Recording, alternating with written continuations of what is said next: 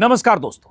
बीते 18-20 दिनों से लगातार देश के अलग अलग राज्यों से ऐसी खबरें आ रही हैं कि एसआईआर की प्रक्रिया पूरी करने के लिए बीएलओ पर इतना दबाव है, डीएम एसडीएम उच्चाधिकारियों की तरफ से इतना प्रेशर है कि लगातार बीएलओ जान दे रहे हैं, खुदकुशी कर रहे हैं, अस्पताल में भर्ती हो रहे हैं, हार्ट अटैक के शिकार हो रहे हैं, इस्तीफे दे रहे हैं। और यह सब इसलिए क्योंकि 50 करोड़ से ज्यादा मतदाताओं के एसआईआर के लिए 12 राज्यों में बीएलओ पर इतना दबाव बनाया गया है कि यह काम उन्हें सिर्फ 1 महीने में पूरा करना है, 4 नवंबर से 4 दिसंबर के बीच। इतने कम वक्त में हर बीएलओ को अपने इलाके के 1000, 1200, 900, 1300 मतदाताओं के घर जाना है। 1 बार नहीं, 2 बार जाना है, 3 बार जाना है। उन्हें फॉर्म देना है और उनसे फॉर्म भरवा कर लेना है। वक्त कम है, दबाव ज्यादा है, टारगेट उन्हें दिया गया है, लगातार ऊपर से मॉनिटरिंग है। नतीजा यह है कि हर राज्य में जहां ये एसआईआर की प्रक्रिया चालू है, बीएलओ दबाव में। और कई तरह की खबरें आ रही है और जब ऐसी खबरें आती है तो मैं चौंकता हूं कि क्या चुनाव आयोग को, क्या मुख्य चुनाव आयुक्त ज्ञानेश कुमार को यह सब नहीं दिख रहा है? ऐसी स्थिति क्यों आ गई कि 20 बीएलओ ने जान दे दी? उनमें से कई ने खुदकुशी की, कुछ हार्ट अटैक के शिकार हुए, कुछ अलग वजह से अस्पताल में भर्ती होकर बेमौत मारे गए। और चुनाव आयोग की चुप्पी है। लगातार उत्तर प्रदेश, मध्य प्रदेश, गुजरात, राजस्थान, पश्चिम बंगाल, हर जगह से ऐसी खबरें आ रही हैं। एक खबर चौंकाने वाली कल आई यूपी से। यह खबर मैं चाहता हूं कि इसकी जांच चुनाव आयोग भी करे, इसकी जांच जिला प्रशासन भी करे, इसकी जांच यूपी सरकार भी करे कि आखिर इस बीएलओ ने खुदकुशी क्यों की। और खुदकुशी करने के बाद जो खबरें आ रही है या बीएलओ के हवाले से, उनके परिजनों के हवाले से जो खबर आ रही है, वो बहुत चौंकाने वाली है। यह घटना है गोंडा में जहर खाकर जान देने वाले बीएलओ टीचर विपिन यादव की। उनकी जान जा चुकी है। विपिन यादव के पिता ने, सुरेश यादव ने आरोप लगाया है, दैनिक भास्कर में खबर छपी है कि बेटे ने मरने से पहले फोन पर बताया था कि एसडीएम और बीडीओ उन्हें प्रताड़ित कर रहे हैं। उन पर मतदाता पुनरीक्षण कार्य एसआईआर स्पेशल इंटेंसिव रिवीजन में बैकवर्ड लोगों के नाम काटने और जनरल कैटेगरी के लोगों के नाम जोड़ने का दबाव बनाया जा रहा है। मना करने पर उसे सस्पेंड करने और गिरफ्तारी कराने की धमकी दी जा रही थी। रात में बेटा फोन पर काफी रो रहा था। मैंने समझाया भी कि परेशान मत हो। सुबह पता चला 10 बजे कि उसने जहर खा लिया। ये विपिन यादव जिनकी जान जा चुकी है जहर खाने की वजह से, उनके पिता सुरेश ने ये मीडिया को, या जैसे भी उन्होंने बताया, परिवार वालों के आरोप लगातार प्रशासन पर हैं। इसमें खबर यह भी है कि जो उनकी पत्नी है सीमा यादव, उनका एक बयान है। और मैं बार बार कहूंगा कि ऐसे तमाम मामलों की जांच भी होनी चाहिए। चुनाव आयोग को अपना पक्ष भी रखना चाहिए और यह भी तय होना चाहिए कि आखिर बीएलओ पर इतना दबाव अगर जो अधिकारी दे रहे हैं, उनकी जिम्मेदारी क्या है। सीमा यादव ने बताया कि 2-3 महीने से मेरे पति पर एसडीएम, बीडीओ और लेखपाल काफी प्रताड़ित कर रहे थे। सर्वे के लिए भेजते थे, जो आधार कार्ड नहीं देते उनका नाम भी वोटर लिस्ट में जोड़ने का दबाव बनाते, सैकड़ों लोगों की सूची थमा दी, जल्दी पूरा काम करने के लिए धमकाते थे। हालांकि ये बयान मैं दैनिक भास्कर से पढ़ रहा हूं। वैसे एसआईआर की शुरुआत हुई है 4 नवंबर से, लेकिन ये इसमें बयान में 2-3 महीने का जिक्र किया। तो क्या ये प्रक्रिया कुछ पहले से चल रही थी? उन्होंने कहा कि मैंने सोमवार को ही अपने भाई को फोन करके कहा था, यहाँ आ जाओ, इनका काम पूरा करवा दो, ये बहुत परेशान है। सुबह 9 बजे अच्छे से खा पी कर निकले थे, ऑफिस पहुंचते ही जहर खा लिया। मेरे पास अस्पताल से फोन आया तो जानकारी हुई। डीएम जो पारिवारिक तनाव की बात कर रही हैं बिल्कुल गलत है। सारे अधिकारी मिले हुए हैं, मेरे पति को मिलकर मार डाला। ये विपिन यादव जौनपुर के मल्हानी गाँव के रहने वाले थे। और अब आरोप चूंकि इतना संगीन है, मैं देख रहा हूं जो परिजनों की तरफ से यह आरोप है। विपिन यादव जिन्होंने जान दे दी, उनके साले ने बताया, दिन पहले शाम को बात हुई थी तो उन्होंने बोला कि एसडीएम और लेखपाल और बीडीओ ये तीनों मिल करके उनको बुला करके दबाव डालना है उनके ऊपर कि ओबीसी का वोट काटे और बाकी जो है और वोट बढ़ाएं। बाकी वो कहे कि हम जितना पाए हुए हैं, जितने हमको मिले हैं, हम सबका वोट बनाएंगे, अगर हैं तो, अगर नहीं है तो कोई बात नहीं, बाकी जो है हम उनको वोट बनाएंगे। लेकिन वो बार बार कह रहे हैं हम आपको सस्पेंड कर देंगे, हम आपको पुलिस से उठवा लेंगे, हम आपको ऐसा कर देंगे। वो बार बार धमकी दे रहे थे। अब ये बात समझना कि क्या ऐसा कहा जा रहा था, अब ये जांच का विषय है। और ये कैसे पता चलेगा? जिसके हवाले से या जिस पर दबाव की बात कही जा रही, विपिन यादव इस दुनिया में नहीं है। इसी में है, एसडीएम ने कहा है कि आरोप निराधार है, ऐसा कुछ नहीं किया गया। तरबगंज के एसडीएम विश्वामित्र ने परिवार के आरोपों को कहा सारे निराधार हैं। मैंने ऐसा कुछ नहीं कहा, ऐसा कोई एसडीएम नहीं कह सकता। अब मुझे पता नहीं कौन कौन सी ताकतें सक्रिय हो जाएंगी कि इस एंगल पर बोलो। अब ये कहा जा रहा है उन्हें इस तरह से बयान उनके दिलवाए गए।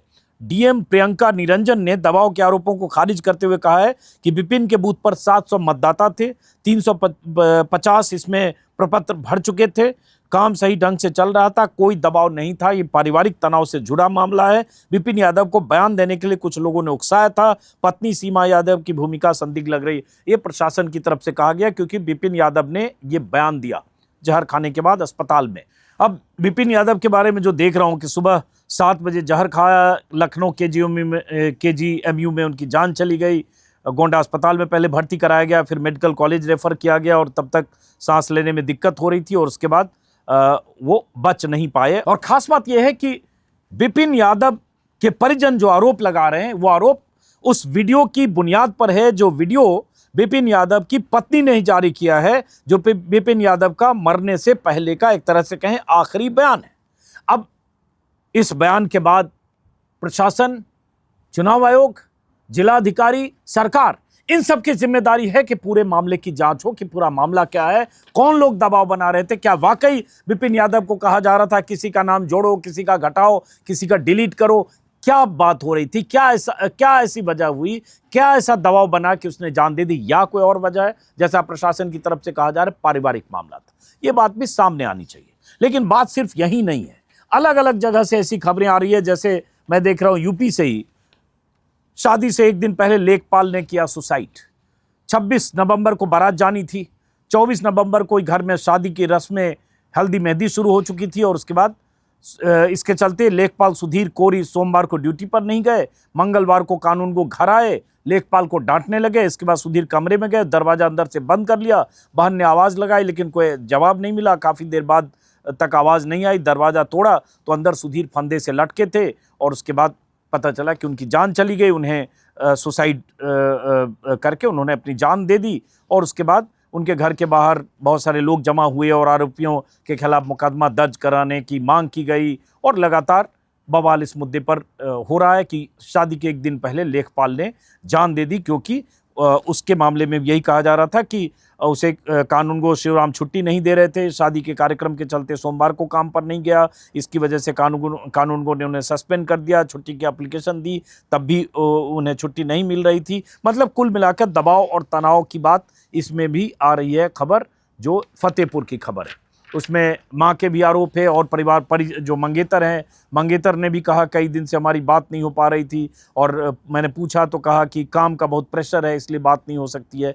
तो इस तरह की खबर, हालांकि एडीएम ने कहा है कि उसने 3 दिन की छुट्टी मांगी, 10 दिन की दी गई। अब सवाल उठता है इस मामले में भी हकीकत क्या है, क्या वाकई इतने दबाव और प्रेशर में थे लेखपाल सुधीर शादी के पहले, जिसकी वजह से उन्होंने जान दे दी।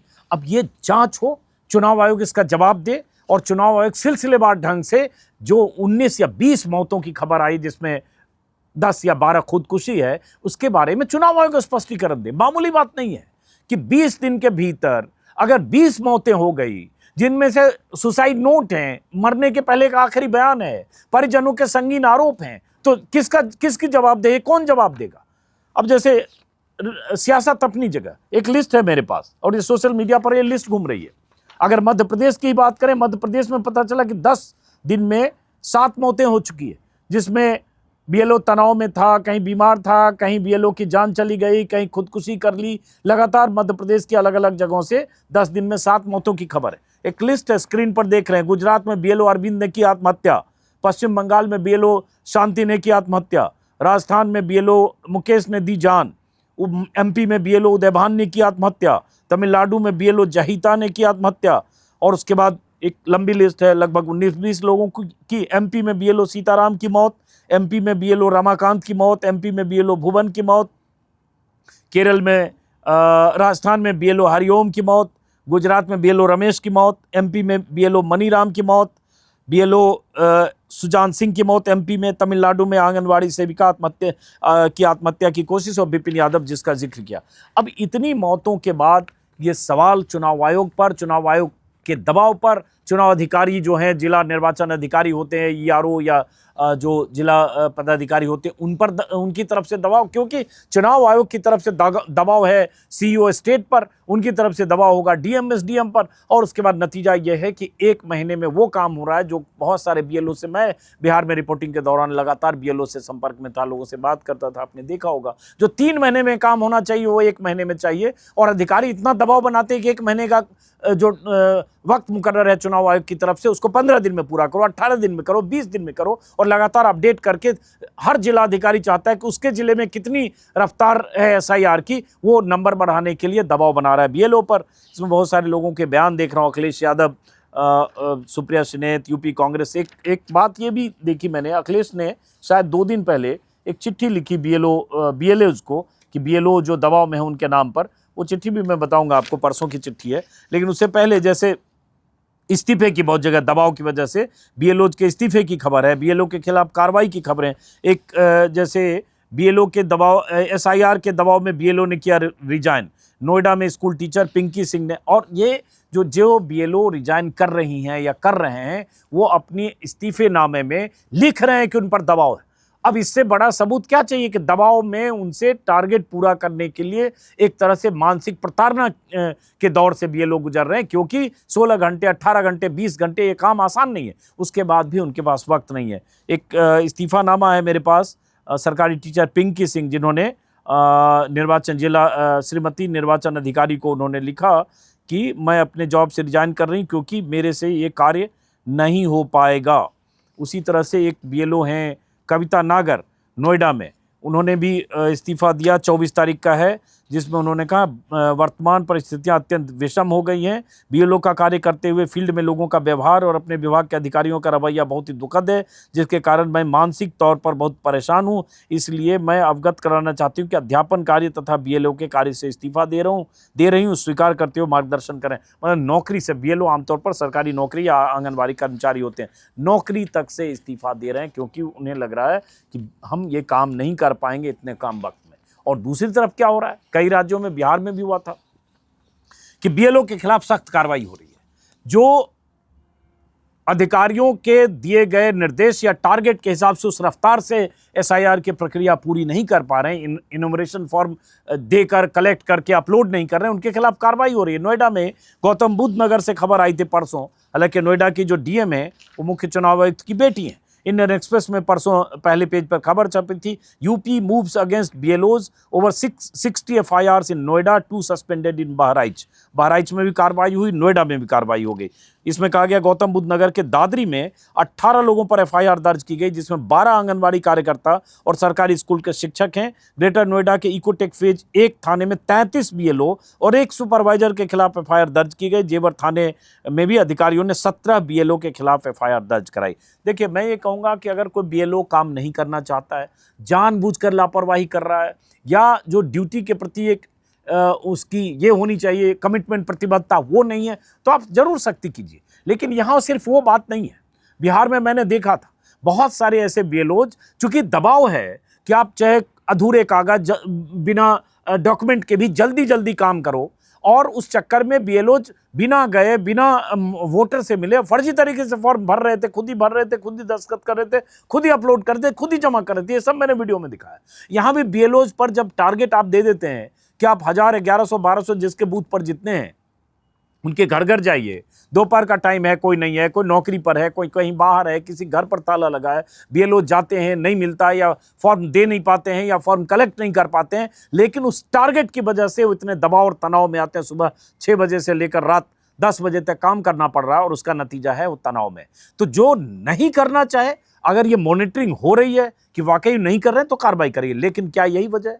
बिहार में तो बहुत जगह मुझे ये पता चला कि बहुत सारे बीएलओ जो जिस तरह का पैमाना चुनाव आयोग ने तय किया, उस पैमाने के मुताबिक भी काम करने को तैयार थे, वो रफ्तार नहीं पकड़ पा रहे थे, क्योंकि जिलाधिकारी या उच्चाधिकारी ज्यादा फास्ट चाहते थे, उनके खिलाफ भी कार्रवाई हो रही थी। तो क्या यहाँ ये बीएलओ इतने सस्पेंड किए जा रहे हैं, क्या वाकई सस्पेंशन सिर्फ इसलिए तो नहीं है कि वो 18-20 घंटे उनसे काम लेकर उस रफ्तार से वो काम जितना प्रशासन चाहता है उतना वो ना कर पा रहे हो? या कुछ और वजह है? इसकी जांच होनी चाहिए। और भी जगह देख रहा हूँ कुछ जगह से सस्पेंड बीएलओज को, और जो इस तरह के एसआईआर की प्रक्रिया में जो लोग लगे हैं उनके सस्पेंड करने की खबरें आ रही है। मौतों की बात, आत्महत्या की बात, ये सब तो मैंने बताया। अभी एक देख रहा हूँ कि बदायूं में एसआईआर सर्वे में सुस्ती बरतने के आरोप में 106 बीएलओ का वेतन रोक दिया। बीएलओ एक निचले दर्जे का एक कर्मचारी होता है, आंगनवाड़ी सेविका हो या इस तरह प्राइमरी स्कूल के टीचर हों। अब सोचिए उनका वेतन रोक दिया गया। पता चला कि 1 तारीख ये 34 आंगनवाड़ी, 36 रोजगार सेवक, 23 शिक्षा मित्र, 19 अनुदेशक, 4 सहायक अध्यापकों का वेतन मानदेय रोका गया है। और उसमें जाहिर है उनमें उनके काम में सुस्ती पाई गई। अब सुस्ती और स्पीड, यही सबसे बड़ा संकट है। इतनी स्पीड चुनाव आयोग या चुनाव आयोग के अधिकारी चाहते हैं जो स्पीड इनके लिए जानलेवा होता है। एसआईआर में चुनाव आयोग की मंशा, चुनाव आयोग की नीयत, 1 महीने में चुनाव आयोग जिस तरह से एसआईआर की प्रक्रिया को पूरी करना चाहता है, उस पर विपक्ष पहले से लगातार सवाल उठा रहा है। पश्चिम बंगाल में तो ममता बनर्जी ने कल एकदम एसआईआर के खिलाफ मोर्चा ही खोल दिया। ममता बनर्जी ने तो यहाँ तक कह दिया कि इस ईसी का काम निष्पक्ष रहना है, बीजेपी कमीशन बनना नहीं। इलेक्शन कमीशन को उन्होंने बीजेपी कमीशन बता दिया और उन्होंने कहा एसआईआर के नाम पर बंगाल के लोगों को डराया जा रहा है, पूरी कवायद राजनीतिक मकसद से की जा रही है। एक चुनौती दी ममता बनर्जी ने कि बीजेपी मेरे खेल में मुझसे लड़ नहीं सकती, मुझे हरा नहीं सकती। अगर बीजेपी ने बंगाल में मुझ पर हमला करने की कोशिश की तो पूरे भारत में उसकी नींव हिला दूंगी। एक एसआईआर में 3 साल लगते होने में हमने कभी विरोध नहीं किया, बस इतना ही कहा कि किसी वास्तविक वोटर का नाम नहीं काटा जा सकता। ये आरोप बहुत जगह विपक्षी दल के नेता लगा रहे हैं कि टारगेटेड ढंग से नाम काटने की प्रक्रिया भी इसके साथ होती है। ये साजिशन इस तरह से टारगेट किया जाता है ताकि विपक्ष के वोट कटें। ये आरोप लगातार विपक्षी दल लगाते रहे। लेकिन सवाल उठता है, चुनाव आयोग की चुप्पी, चुनाव आयोग का स्पष्टीकरण या चुनाव आयोग का जिस तरह से जवाब आना चाहिए वो नहीं आता है। चुनाव आयोग की चुप्पी है इतनी मौतों के बाद। अखिलेश यादव ने परसों एक चिट्ठी लिखी थी और मैं कहूँगा कि जो भी बीएलओज परेशान हैं, नहीं कर पा रहे हैं, तो जान देना कोई समाधान नहीं है। नौकरी छोड़ दी ना दो ने। अगर आपको लगता है नहीं कर पा रहे हैं और आपको इसकी सजा मिल सकती है, आप इतने दबाव तनाव में हैं कि आप जान देने की नौबत पर जा रहे हैं या हार्ट अटैक करके अस्पताल में भर्ती हो जा रहे हैं, हार्ट अटैक होने की वजह से अस्पताल में भर्ती हो जा रहे हैं, मत दीजिए जान, आप इस्तीफा दे दीजिए। अगर लगता है कि नहीं कर पा रहे हैं तो, या प्रतिवाद दर्ज कीजिए। लेकिन जान देना कहीं सोल्यूशन नहीं है। उससे क्या है, आपके परिजन, आपके परिवार के लोग, आप पर जो डिपेंडेंट है वो उसके बाद जिंदगी भर के लिए उस संताप को झेलेंगे, आप तो चले जाएंगे। अखिलेश यादव ने एक चिट्ठी लिखी थी, प्रिय बीएलओ भाई और बहन, एसआईआर का जो इम्प्रैक्टिकल टारगेट देकर आप सबके लिए के साथ अमानवीय व्यवहार किया जा रहा है, आपके ऊपर मानसिक दबाव बनाया जा रहा है, बेहद निंदनीय और आपत्तिजनक है। उसी में नीचे लिखा है कि बीएलओ को किसी भी गलती के लिए जिम्मेदार ठहराना किसी भी परिस्थिति में न्याय संगत नहीं है। देश भर के कर्मचारियों को एकजुट होकर अपनी आवाज़ उठानी चाहिए। हमारी हर बीएलओ से अपील है कि इन हालातों में कोई ऐसा कदम नहीं उठाएं जिससे आपका परिवार प्रभावित हो। इस तरह से उन्होंने लिखा। और जाहिर है बीएलओ पर दबाव और दबाव की वजह से अगर बीएलओ की जान जाती है तो परेशान और आखिरी जो पीड़ित उनके परिजन और रिश्तेदार या बच्चे ही होते हैं। तो इस तरह की खबरें लगातार आ रही है। मैं वही देख रहा हूँ पश्चिम बंगाल से, मध्य प्रदेश से। अब उन खबरों में उन सारी वजहों को पढ़ूँ, उनके परिजनों के बयान हैं, रोते बिलखते परिजन जो लगातार आरोप लगा रहे हैं प्रशासन पर, तो वीडियो लंबा होगा। लेकिन सवाल यही उठता है कि चुनाव आयोग को क्या उसके बाद भी, इतनी घटनाएं होने के बाद भी, क्या चुनाव आयोग को इस पर स्पष्टीकरण देना नहीं चाहिए? क्या चुनाव आयोग कन्विंसिंग तरीके से केस बाय केस चुनाव आयोग या जिलाधिकारी जवाब नहीं दे सकते? और दूसरी बात, एसआईआर 1 महीने में ही 50 करोड़ लोगों तक पहुंचने का जो टारगेट 12 राज्यों में रखा, इसको 2 महीने 3 महीने भी किया जा सकता है। आखिर इतनी जल्दी क्या है? ये एक बड़ा सवाल है। तो उम्मीद करेंगे, मैंने इस पर बात 2 दिन पहले भी की थी, उम्मीद करेंगे कि ऐसी स्थितियां ना आए कि बीएलओज को जान देनी पड़े। अब जैसे देखिए 3-4 खबरें हैं। शाहडोल में बीएलओ मनीराम की हार्ट अटैक से मौत हो गई। मतदाताओं से प्रपत्र भरा रहे थे, उसी दौरान एक अधिकारी का फ़ोन आया। फ़ोन रखने के तुरंत बाद उनकी तबीयत खराब हो गई। उन्होंने अपने बेटे आदित्य को सूचना दी। इसके बाद आदित्य पिता को घर पर लाया और उसके बाद अस्पताल ले जाया गया, जान चली गई उनकी। इसी तरह से झाबुआ में एक बीएलओ भुवान सिंह चौहान के हार्ट अटैक से मौत हो गई। बीएलओ का काम देख रहे थे और वो भी उसी तरह का की प्रक्रिया पूरी करने में लगे थे, तभी उनकी जान चली गई। मंडी द्वीप में एक बीएलओ की हार्ट अटैक से मौत हो गई। ऑनलाइन मीटिंग में थे, मीटिंग खत्म होने के 10 मिनट बाद उनकी तबीयत बिगड़ी और वॉशरूम में गिर गए। परिजन उन्हें अस्पताल ले गए, लेकिन डॉक्टरों ने मृत घोषित कर दिया। रीवा में एक बीएलओ का ब्रेन हेमरेज हो गया। भिंड में बीएलओ ड्यूटी के दौरान शिक्षक को हार्ट अटैक। ऐसी बहुत सारी खबरें हैं और बहुत निराशाजनक और डिप्रेसिंग खबरें हैं, लेकिन मौतें हुई है। अब इन मौतों की जिम्मेदारी कोई लेगा नहीं, जवाब कोई देगा नहीं। और अब बच गए एसआईआर में, अगर आज देखें 26 तारीख है, 8 दिन बच गए। 8 ही दिन में ये सब काम करने हैं। जिनका पूरा हो गया उन्हें 8 ही दिन में ये सारे काम, सबको टारगेट पूरा करने हैं। हम सब लोग उम्मीद करेंगे कि ऐसी बुरी खबरें, जान देने या खुदकुशी करने की खबरें थमे, लेकिन इन सब के साथ कुछ चुनाव आयोग की जिम्मेदारी है। सामने आए ज्ञानेश कुमार और बताएं कि आखिर ऐसी क्या जिद है, ऐसी क्या मजबूरी है कि 1 महीने में इसी ढंग से एसआईआर कराना है 12 राज्यों में, चाहे 20 जाने चली जाए, चाहे 50 जाने चली जाए। फिलहाल इस वीडियो को यहीं खत्म करते हैं, फिर मुलाकात होगी। नमस्कार।